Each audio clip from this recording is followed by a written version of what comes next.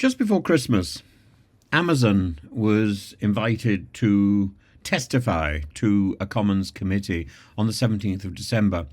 And it was about worker safety, union resistance, corporate accountability, and the conversations or the questioning that went on highlights the striking disparity between Amazon's sleek public image and the grim realities for many of its workers. Parliamentarians revealed that Amazon called ambulances 1,400 times in 5 years for incidents at its warehouses, an alarming statistic that raises fundamental questions about workplace safety. They talked about an example of a 30-year-old man who suffered a chemical burn to his eyes, and then he was one person who was denied an ambulance and could only get hold of a doctor once he got home, and then had lost a serious amount of vision in his eye.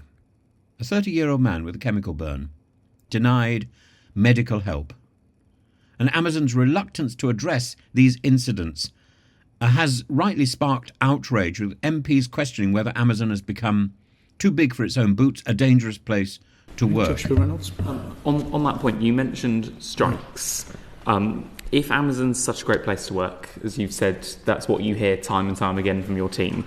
Why have your team in Coventry gone on strike so much?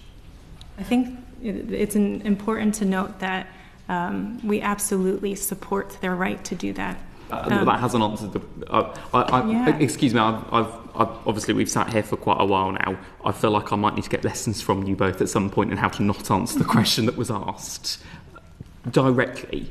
If you're that good an employer that you've explained to us so far, why have your workers in Coventry gone on strike so much? I think they're executing their rights as we absolutely would protect their ability to do.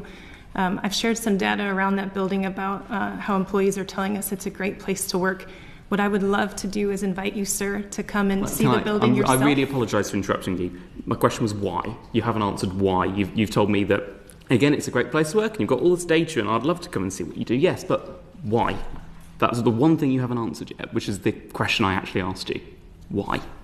I think that's a good moment for me to, again, extend the invitation. But it's a good moment for you to not... No, sorry, I'm really sorry. I'm going to really push this point. Okay. It's a great opportunity for you to not answer my question.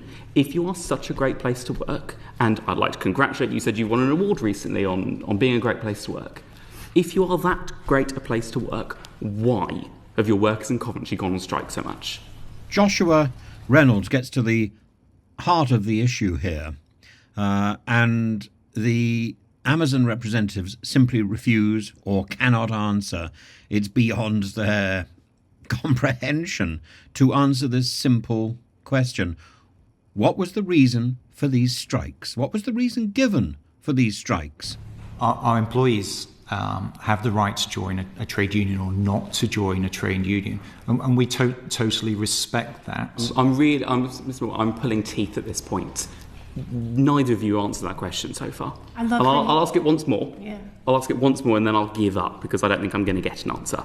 Why have they gone on strike so much? What is the reason behind it? You talk to workers every day, you've told us, and that's what your teams do. So when you ask them, why are you going on strike? What's their answer back to you? Why are they striking? They were demonstrating their right to support the trade union that they were a member of. Okay. Simply put. Oh, sorry. Supporting a trade union isn't a legal reason for people to go on strike. What was the legal reason that they went on strike, as set out in the paperwork that needs to be supplied to the employer in the relevant notice period? You mean the ballot for strike action? Yes, that's right. What was the legal reason? There are multiple scenarios over the recognition attempts that the GMB has made. We're not talking about recognition. We're talking about the 37 days of industrial action at BHX4 in Coventry. Paperwork needs to be supplied to the employer that lists the reason for strike action. What was the reason given for strike action on those 37 days, in answer to my colleague's question? Mr. Morgan? Please repeat the question. In order to take industrial action, a union needs to win a ballot. In order to have a legal ballot, they need to supply to the employer some paperwork that lists the reason, and it needs to be a legal reason. Supporting their union is not a legal reason. It needs to be a legal reason as to why they wish to take strike action for that ballot to go ahead and be lawful and not be challenged in the courts. What was the legal reason on the paperwork supplied to you why your workers at Coventry BHX4 went on strike? That's one I would be willing to write back on. I don't have the information top of mind, or I can't recall it. We have been, over the series Amazon of has defended its practices, but reports consistently show higher than average injury rates at its facilities, 30% above industry norms, according to a recent US Senate committee hearing led by Bernie Sanders. And while Amazon claimed the report was fundamentally flawed, its refusal to engage with straightforward ethical inquiries, as also in the Westminster case, speaks volumes. With Christmas round the corner, thousands of Amazon workers were striking after the company ignored a 15th of December deadline from the International Brotherhood of Teamsters to begin contract negotiations. And the strike, the largest in Amazon's history, includes workers from 7 major US warehouses and the UK, with picket lines planned at numerous non-union facilities. The Teamsters, an Amazon labour union which represents 10,000 workers across 10 facilities, demand better wages, benefits and job security. And despite these efforts, Amazon has refused to recognise or negotiate with unions, citing legal technicalities and challenging union legitimacy in court. This protracted resistance has left many employees disillusioned, while Amazon maintains that many unionised workers are technically not their employees. Though Amazon assures customers that its vast non-unionised workforce will prevent disruptions, the Teamsters president, Sean O'Brien, has shifted responsibility to the company. If customers have package delays, you can blame Amazon's insatiable greed. O'Brien's statement reflects the frustration of workers pushed to their limits while Amazon's profits soar, and as the strike continues, it could have ripple effects, potentially delaying deliveries over the winter period. A stark reminder of the human cost behind Amazon's efficiency. Parliament's discussion also touched on Amazon's broader ethical contradictions.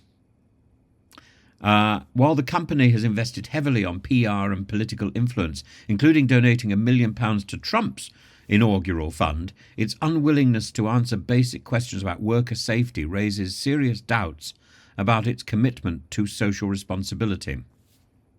The strike and the parliamentary debate underscores the need for reform.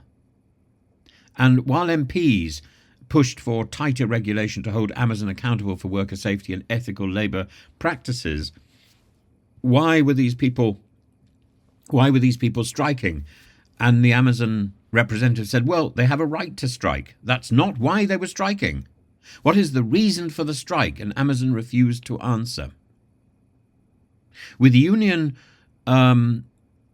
membership gaining momentum and public scrutiny intensifying, Amazon faces mounting pressure to address these issues, not through platitudes, but through tangible action. And as the world depends on Amazon for its shopping, particularly at this time of year, the company must confront the uncomfortable truth. Convenience cannot come at the cost of human dignity. Parliament's inquiry and the workers' strike are stark reminders that even in the most advanced systems, ethics should not be sidelined for convenience. Ethics form a central part to how we consume goods. And if we put ethics to one side, then we are putting our sense of what is right and what is wrong to one side, simply in the interest of a quick bargain.